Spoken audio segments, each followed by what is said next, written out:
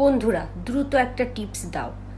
এই তো আর কিছুদিন পরেই চলে আসছে কুরবানির ঈদ, আর এই কুরবানির ঈদে আমি একটা ডায়মন্ডের নেকলেস, ডায়মন্ডের রিং, ডায়মন্ডের একটা ইয়াররিং এইগুলা কিনতে চাই।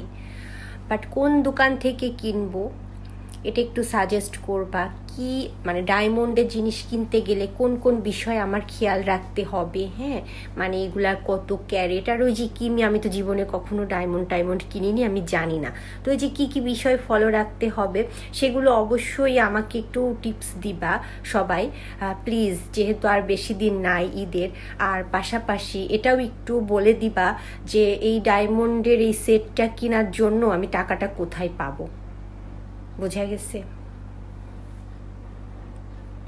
তো দ্রুত সবাই একটু টিপস দাও, দ্রুত দ্রুত, না হলে কিন্তু আমার এই ঈদটাও কিন্তু ডায়মন্ড কিনা মিস হয়ে যাবে।